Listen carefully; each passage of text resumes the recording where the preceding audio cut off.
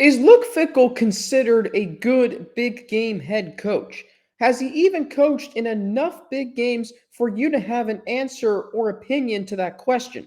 And I'll compare men's basketball to the Bengals. And Big 12 Commissioner Bob Bowlsby is stepping down later this year. His successor will have plenty of key decisions to make, including one that I emphasize the most. It's all coming up on Locked On Bearcats. Are Locked On Bearcats, your daily podcast on the Cincinnati Bearcats, part of the Locked On Podcast Network, your team every day.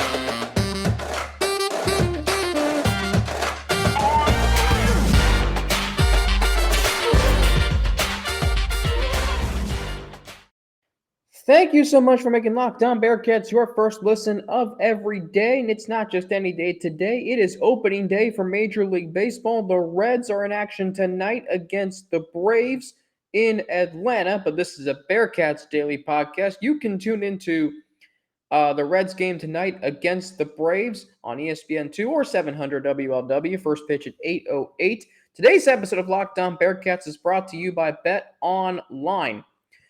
BetOnline has you covered this season with more props, odds, and lines than ever before. BetOnline, where the game starts. Alex Frank here with you on this Thursday, April the 7th of 2022. So I'm having a conversation with a family member over the weekend about Luke Fickell.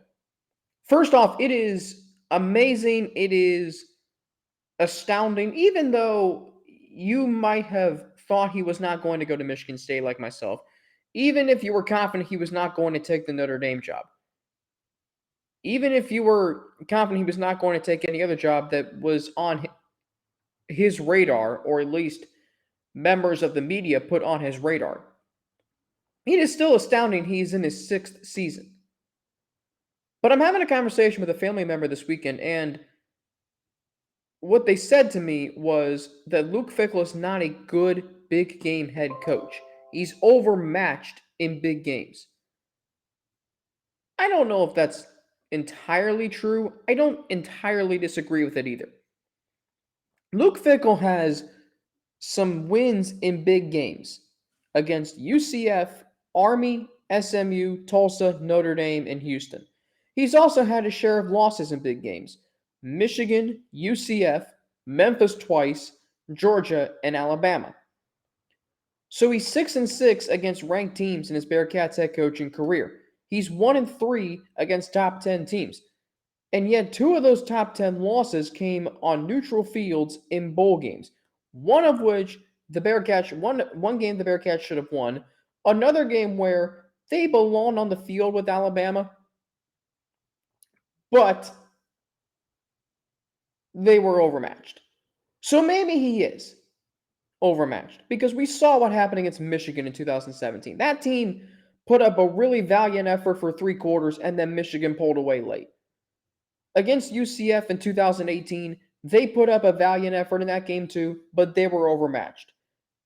Against Memphis twice in 2019, they held their own. That was a step.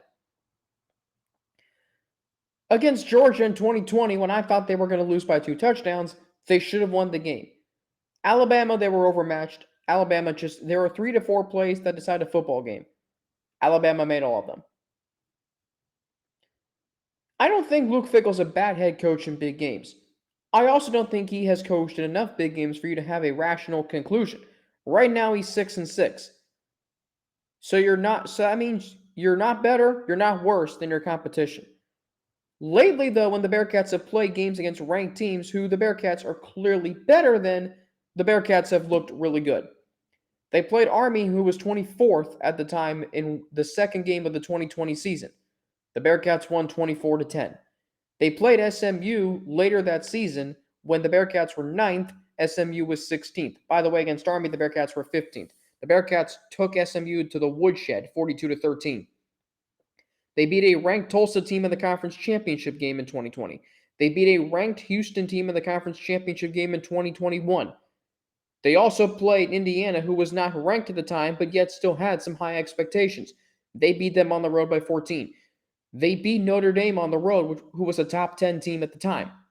That's Luke Fickell's only top 10 win as a head coach in his career as a head coach. Remember, he had that 1 year at Ohio State. But in his Bearcats career, he's 6-6 against ranked teams, 1-3 against top 10 teams. And those games have featured some things that I don't like. Questionable in-game decisions, such as to pass the ball on 3rd and 2 when Georgia had no timeouts in the Peach Bowl. If the Bearcats get the first down, which they maybe could have with Jerome Ford at running back, they would have won the game. Even if Jerome Ford gets tackled behind the line to gain, Georgia can't stop the clock, which means they have less time to go down the field and kick the game-winning field goal. Conservative play calling. That was a big thing that stood out to me in the Cotton Bowl this past year. The Bearcats had the tools to be aggressive. Desmond Ridder can run with the football. Instead, they called a lot of passes to the flat. They called a lot of run plays. It just was not there for Cincinnati. They did not take very many shots down the field like they did in the AAC championship game. So that's one thing that I do wish Luke Fickell would do better, and I think he acknowledged that in his interview with Dan Hoard prior to the start of spring practice. They were right there. They just did not play well enough to win that game against Alabama. They played well enough to have it at 17-6 going into the fourth quarter, which was incredibly admirable, but they didn't do the necessary things to win the game. Now, I like my head coaches to be 75% to 80% winning percentage in big games. I like my head coaches to be 9-3, 10-2. Luke Fickell's 6-6. It means he can win some big games, but he also loses big games. You win just as much as you lose. Is that necessarily a bad thing? No, but it's average. It's not great. You don't want to just be average. This Bearcats program has aspirations to be great. And when you go to the Big 12, you're not going to get your just 1 to 2 big games every year. You're going to have a big game every single week. Even on the football front, despite Oklahoma and Texas leaving, you're still going to face Baylor. You're still going to face Oklahoma State. You're still going to face Houston, UCF. You're even going to face BYU now. You're going to face Iowa State. Programs that are really good. It's going to be a big game every week. You're going to face maybe 3 to 4 ranked teams a year. And once you get to the bowl game, you're not going to go to some crappy bowl game like the Military or Birmingham Bowl. You're going to go to bowl games like the Alamo Bowl. You're going to go to maybe the Cheez-It Bowl. Yes, I actually like that bowl game. You're going to play in the Sugar Bowl potentially. You're going to face top-notch schools. So there are going to be more opportunities. We're really going to find out Luke Fickell as a head coach. It's kind of like something I said about Joe Burrow early on in his second season this past year. He came in with this mystique and aura about him, but it wasn't leading to very many wins. And there were obviously a lot of things that he could not control. The talent around him, the coaching wasn't very good his first season. But after the Bears game last year, I wrote on my blog that it was finally time to measure Joe Burrow by his ability to lead the Bengals to wins and by wins and losses. Because that game, he clearly could have led the Bengals to victory even as the team was struggling in that game. He did not. But what happened after that? Wins a road game at Pittsburgh, wins a road game at Baltimore, wins road games at Vegas and Denver, wins big home games against Baltimore and Kansas City, wins 2 playoff games on the road. Ever since that game, he only lost one more time on the road that year. The rest of the season, 14 games. He went 9-5 as the starter. That's admirable. 9-5 as the starter. And he led the team to very many big wins. So Luke Fickell, we praise him for the job he's done building this program. But I think at some point we're going to have to ask ourselves, is he a good big game head coach? And some head coaches and players, you build this identity of being really, really good but not being able to win the big one, like Peyton Manning, like John Elway. Eventually you do. Jay Wright of Villanova was one of those head coaches. Bill Self recently was like that at Kansas. Roy Williams was like that for years before he won his first national championship.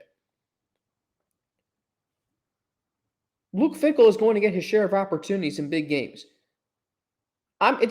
His ability to win big games is not going to change my opinion about him as a head coach. Because I measure a head coach's ability as what he can do when the circumstances aren't ideal. He's proven that he can be really, really good. Big games to me, there's a luck element involved in it, And not every head coach is Bill Belichick or Andy Reid, or in college football, they're not Nick Saban or Dabo Swinney or to some extent Urban Meyer. But winning big games, they do have some stake in your what's the word I'm looking for? Your perception as a head coach and how you're perceived on a national level. Recently, Luke Fickell has coached the Bearcats in a lot of big games and they've won. The only games they've lost are the Peach and Cotton Bowls, and that's it. Ever since losing to Memphis twice, they haven't lost in the regular season or conference championship game. And they've faced some good teams in the regular season, like Notre Dame. In big games, is he overmatched? No. Are there things he could do better? Absolutely. Up next, I'm going to make my men's basketball comparisons to the Bengals, and I've already kind of touched on this, but I'm going to give it to you in full next. But first, I need to tell you about Athletic Greens and why I started taking it every day. That's our next partner. I started taking Athletic Greens because I wanted more energy. I don't like taking pills and vitamins. I wanted the supplement that actually tastes great. I wanted to see what the hype was about.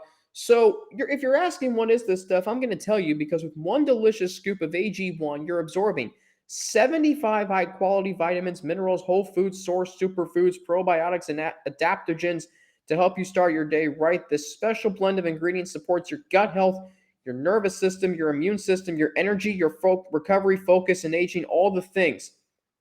That's why I take AG1. It helps give me some more energy. It tastes really good too.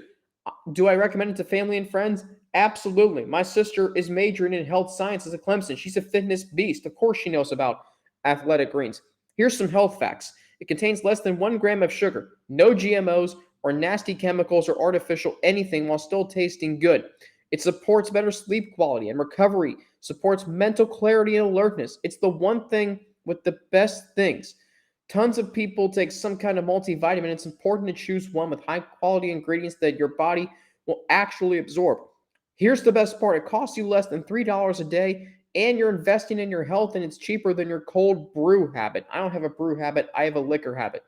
Athletic Greens was created when the founder experienced a ton of gut health issues and ended up on a complicated supplement routine to recover. It cost him $100 a day. With all due respect, don't be like him. It has over 7,000 five-star reviews, and it's a climate-neutral certified company. They donate over 1.2 million meals to kids in 2020 as well. Right now, it's time to reclaim your health and arm your immune system with convenient daily nutrition. It's just one scoop in a cup of water every day. That's it. There's no need for a million different pills and supplements to look out for your health. To make it easy, Athletic Greens is going to give you a free 1-year supply of immune-supporting vitamin D and 5 free travel packs with your first purchase. All you have to do is visit athleticgreens.com/college. Again, that is athleticgreens.com/college to take ownership over your health and pick up the ultimate daily nutritional substance. Did I say that right? Insurance. Sorry. Ultimate daily nutritional insurance. And once again, thank you for making Locked On Bearcats your first listen every day. We are free and available wherever you get your podcast. Don't forget to hit that subscribe button. If you're watching on YouTube, like, comment, share a comment, give it a rating if you downloaded it from Apple Podcasts, Spotify, Stitcher, or wherever you get your podcast. All of this helps more Bearcats fans like you find us. So Bearcats men's basketball, it's really interesting when you look at the paralleled history that they have with the Bengals, because it's very similar. Both teams have gone 3 decades. The Bearcats men's basketball is ongoing. The Bengals just ended theirs. But what do we measure? Well, what do we measure a program by? The bare minimum or the ultimate achievement. The Bearcats have gone 30 years without making a Final Four. 30 years. The Bengals went 30 years without a playoff win. 30 straight seasons, no playoff wins. The Bearcats have gone 30 straight seasons, no Final Four appearances. They've won NCAA tournament games. However, they've only been to the Sweet 16 twice since 1996. You may not realize, because you're focused on that, the history that this program has. Bob Huggins, when he was here for 16 seasons, who's going into the Hall of Fame later this month, the Basketball Hall of Fame. Why he's not in the UC Athletics Hall of Fame, I don't know. He should be. So, Bearcats men's basketball. Bob Huggins equals Sam Wyche. Clear, he had flair, he had panache, and there was a style. It was different than most college basketball teams. Not every program could play the way Cincinnati played. It might be because of the players they recruited and the coaching style of Bob Huggins. There were characters, they were brash, they were tough, they would scar and scare you. Lots of success. But then they go through the dark days of 2006 through 2010.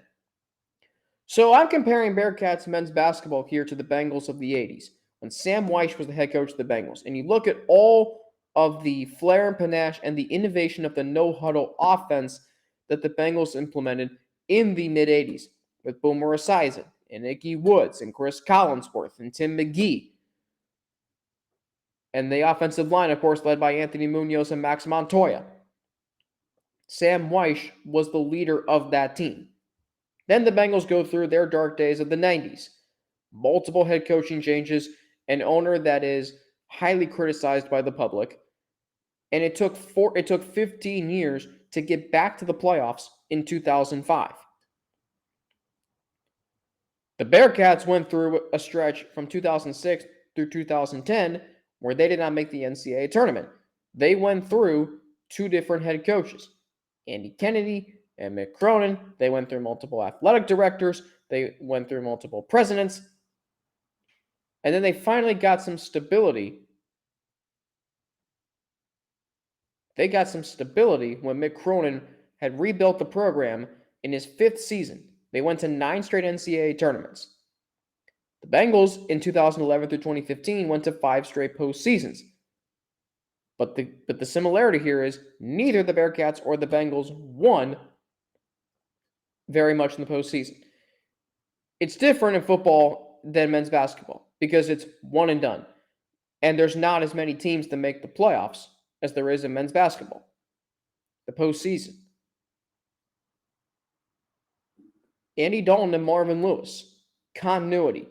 Competitive. They never could win the big one. Marvin Lewis is the all-time winningest coach in Bengals history, if you can believe that. But he never won as big as Sam Wyche did. Sam Wyche went to a Super Bowl. Sam Wyche won playoff games. Marvin Lewis did not. Andy Dalton was a really good quarterback at times. But there were those who would say Carson Palmer was better. There are certainly those who would say Boomer Esiason was better. Andy Dalton never lived up to the standards that Esiason set. He went to a Super Bowl. Certainly not Ken Anderson, who was arguably the greatest quarterback in Bengals franchise history. Joe Burrow may have something to say about that. And that leads me to this. Joe Burrow instantly changed the standards of this franchise. Bearcats men's basketball needs someone like that. Whether it's Wes Miller, whether it's a player. The difference is you only stay 4 to 5 years in college. It's not like in the NFL where Joe Burrow can be the Bengals quarterback for 15 years. Players come and go more frequently in college than they do in the pros. And that's why if I had to say who I think is going to change the trajectory of the program, it's going to be Wes Miller. I believe that. He's going to be here long term. The players are not, unfortunately.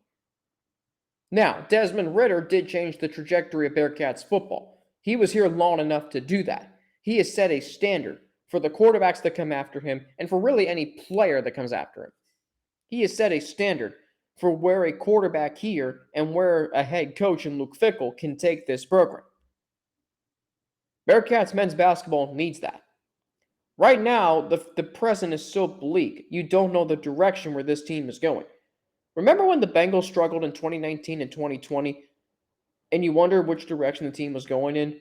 And there are those who came out and said, Marvin Lewis, say what you want about him, at least he had that team headed in a direction that was competitive more often than not. It's true. Zach Taylor's teams would go out on the field and they'd be overmatched. Marvin Lewis teams sometimes were overmatched, more often than not were competitive. They just didn't make enough plays to win the game.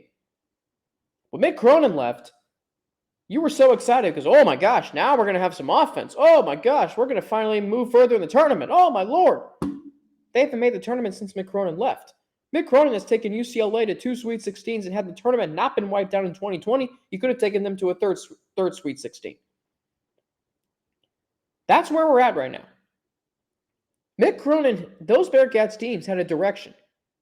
They may not have won in March, but again, they were competitive. They were in it every single year. You always had a chance. Which would you rather have? You sacrifice 2 to 3 years of relevancy to win a championship, or you are in it every year and you may not win it, but you're at least going to have a chance every year? I'm not so sure if I would take the former. I actually think the latter has more options. That's where I'm at right now. The Bearcats are in a 30-year run where they haven't made a Final Four. They haven't had a lot of postseason success. They've had multiple coaching changes and rebuilds in the last 17 years, and they haven't recaptured their glory days yet. And because the present is so bleak, you forget that there's actually history. The Bengals changed that with their Ring of Honor. Now the present looks really good.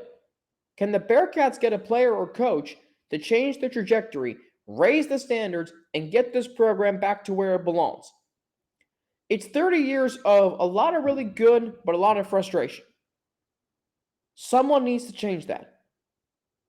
Put the Bearcats fully back in the present, back to the future, and start winning again. Up next, I'm going to do something that I don't normally do. And it goes against everything that I've been taught so far on my job down here in Macon, Georgia. But I'll tell you why I'm going to do it next here on Locked On Bearcats. But first, I need to tell you about BetOnline. BetOnline.net, your number one source for all your betting needs and sports info. Find all of the latest sports developments, including this week's Masters Championship odds, podcasts, and reviews for all the different leagues this season. BetOnline is your continued source for all your sporting wagering information needs, including live betting, esports, and scores. Head to the website today or use your mobile device to learn more about the trends and action. BetOnline, where the game starts.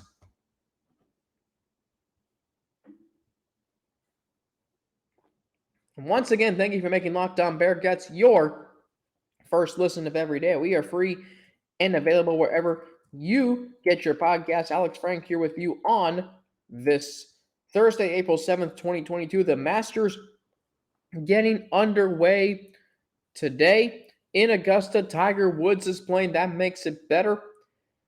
Current odds right now for the Masters, if you want to bet, this goes in groups, by the way. So you've got tee times today that start at 8 o'clock. John Rahm, Justin Thomas, Scheffler, Johnson, Smith, plus 225, or you can take the field. You've got the group of Rory McIlroy, Brooks Koepka, Connor, I'm forgetting his name, Connor Morikawa, Jordan Spieth, and Hovland, plus 370, or the field. So many odds for the Masters today. You check all those out on betonline.net.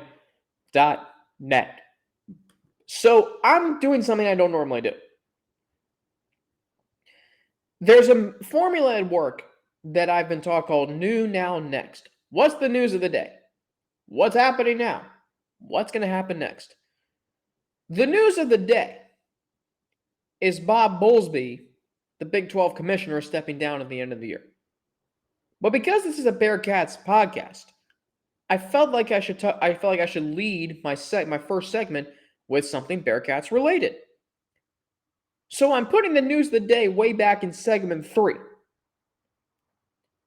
I don't normally do this, but I'm also thinking about the show. It's called Locked On Bearcats.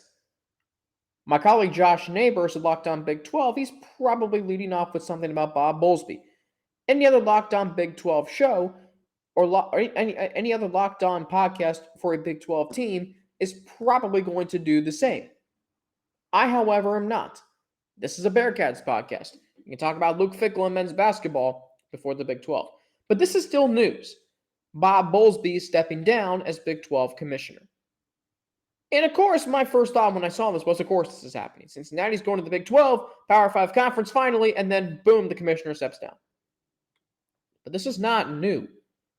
This has happened across college athletics. The Big Ten recently replaced their commissioner, or went through a commissioner change. Jim Delaney retires or stepped down. Kevin Warren, deputy commissioner, steps in. The ACC, Jim Phillips, out. John Swofford, out. Jim Phillips, in. The Pac-12 has recently changed commissioners. And the SEC, well, they're the SEC. There you go. So Bob Bowlsby is going to step down at the end of the year. The Big 12 hopes to have a commissioner in place within 90 days, a new commissioner. And there are going to be some key decisions that new commissioner is going to have to make. Television deal for the Big 12. Probably the worst or second worst television deal in the conference. They don't have their own network. The only conference in the Power 5 that does not have a television network. The SEC is flourishing with theirs. The Big Ten is flourishing with theirs. The ACC is flourishing with their new network. The Pac-12 has a network. You may not know much about it. The Big 12 does not. They have games on ESPN Plus. Should not be that way. ESPN Plus should be reserved for the Group of 5 and other conferences. It works great for them. Should not be at the Power 5 level. Sorry. They should have their own network. And I'm pretty sure you could get some great talent, some great analysts. Heck, Josh Neighbors and I and any other Big 12 host, we'll all go there. But the television deal is important to me. The Big 12 does get more exposure than the American, but it can be better. Because you look at what the SEC and the Big 10 are doing. Their television deals, they're expanding the SEC with Oklahoma and Texas. The Big 10 has 14 teams. They're a strong conference. They're off and running. They've been in the playoff every year since 2018. This is a good conference. The Big 12 is still good. Bob Bowlsby has done an admirable job. He comes in, he's the longest tenured Power 5 commissioner, by the way. 10 years, comes in 2012. Texas A&M's leaving. Missouri's leaving. Nebraska's leaving. And yet, they are still able to, with just 10 teams, mind you, they're still able, and I believe Colorado left too. They're still able to win national championships, get to the college football playoff, and be a really entertaining conference. They established a championship game in 2017 for football. The basketball tournament's one of the most well-attended and watched tournaments in the country. This is a really good conference. Heck, the Big 12 has 2 straight national championships in college basketball. Baylor and Kansas. 2 different ones, by the way. And they've been to 3 straight national championship games. That is also significant. The Big 12 has done a remarkable job of navigating some tough things that have happened to them. Now, such as Oklahoma and Texas leaving. But I think there's a lot of football programs in place that are going to be really, really good. Maybe one of their athletic directors takes over as commissioner. Do they hire from outside? The ACC went way outside their region. They went to Northwestern and hired Jim Phillips, their former athletic director of the Wildcats. The Big Ten promoted from within. It will be very interesting to see what the Big 12 does. Television deal, though, is the most important to me. The ACC's got a lengthy television deal through 2036. The Big Ten and the SEC, they have their television deals in place for the long run. The Big 12's expire soon. They need a new television deal. Does the new commissioner have a media and television background? Does the commissioner have more of an athletics background? I don't know. You hope Cincinnati finally gain a Power 5 invite. Now they're not going to get screwed by being an A the worst Power 5 conference, or B, maybe the Big 12 is no longer even a power conference. I can't imagine it goes there, but it could. The Big 12 has been around for 25 years. There have been national championships from that conference. Is it one of the better conferences? No. Is that okay? Well, yes and no. But there's also the NILs. There's also the college football playoff expansion. There are so many decisions. Maybe it's good a fresh face is going to come in. Bob Bowlsby, no offense, is no youngster. He's 70 years old. Has he done a lot for the Big 12? Yes. Should we be thankful for Bob Bowlsby as Bearcats fans? Yes. But maybe it is good to get a fresh voice in there. Whether it's an athletic director, a president, a former media member, executive, whomever it is. Get a television deal, and you know what? Get a Big 12 network. Whether it's owned by ESPN or Fox or CBS, whomever, get a Big 12 network. Every other Power 5 conference has one. Why don't you? We should not be playing games on ESPN+.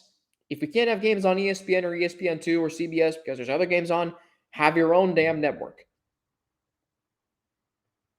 Could be affiliated with ESPN. Right now, 2 are affiliated with ESPN, 2 conference networks, the SEC and the ACC. Right now, 2 networks are affiliated with Fox, Big 10, Pac-12. The Big 12, we'll see where it goes. But he's done a lot, Bob Bowlsby, for the conference. You should be thankful for him as a Bearcats fan. Really, Houston, Cincinnati, BYU, and UCF. The conference is still really good. It's an entertaining conference. I'm not saying it's bad at all. I'm saying it's good. Could it be better? Yes. The hope is that the teams coming in make it that way. There is momentum, actually. And Bob Bowlsby knows it's time to step down and give someone fresh an opportunity. I admire that. One final note, the spring game on Saturday for the Bearcats football has been closed to the public due to inclement weather. They will play it in the bubble. And they will have a fan fest. The university will have a fan fest this summer. That's a good that's a good comp for not being able to attend the spring game. But this is bad. This is a really bad look. For a program that has done so many things well, to close your spring game to the public because of weather, I don't like that. That's a bad move, I think. Why can't you move the game to next week? Why can't you, there's no indoor stadium to play the spring game at. Why are you holding it in the bubble? This is not what it should be. We've been waiting for a normal spring game since 2019, and you're going to close it to fans? That's a terrible move. I'm sorry. You can move. Now, Luke Fickell did say we can't afford to lose a day of practice. I understand that. I'm going to take what he says with a lot of credibility, and I'm going to believe in what he says. This cannot happen. The fans have been done wrong by this, I believe. Now, it is just a spring game, I understand. But this is your first chance to look at Bearcats. This is their first chance for fans to see the Bearcats in action on the field since the Cotton Bowl. And now you're saying, well, we're going to make you wait until September. Is that really the best move? Is that really what you want to do? I don't like it. But then again, I'm not the one making these decisions. That's going to do it for me here on Locked On Bearcats today. As always, you can follow me on Twitter at Frankie_Natty with 2 N's, N-N-A-T-I. You can follow me on Instagram, AlexFrank9_, and email me at alex3frank@gmail.com. All lowercase alex, the number 3, frank@gmail.com. Thanks for making Locked On Bearcats your first listen every day. Now make your second listen Locked On NFL Draft. Ryan Tracy and former NFL cornerback Eric Crocker bring the NFL Draft to life every day with insight and analysis on college football prospects and NFL front offices. It is free and available wherever you get your podcast. Opening day tonight, Reds and the Braves. Tyler Malley for the Reds, Max Fried for the Braves. Hey, after you make Locked On NFL Draft your second listen, why not make your third listen Locked On Reds with Jeff Carr? And I forget his co-host's name already, but my former colleague at iHeartMedia, Jeff Carr, you can catch him Locked On Reds preview tonight's game, Game 1, the Reds and the Braves. Jeff Carr and Stephen Offenbaker, your co-hosts of Locked On Reds. Should be a lot of fun. First time seeing the Reds in action since last year. Braves defending World Series champions. Should be a lot of fun. 8:08 tonight, ESPN2. Also hear the game locally on 700 WLW. For Locked On Bearcats, I'm Alex Frank. Thank you for listening, and I will talk to you tomorrow.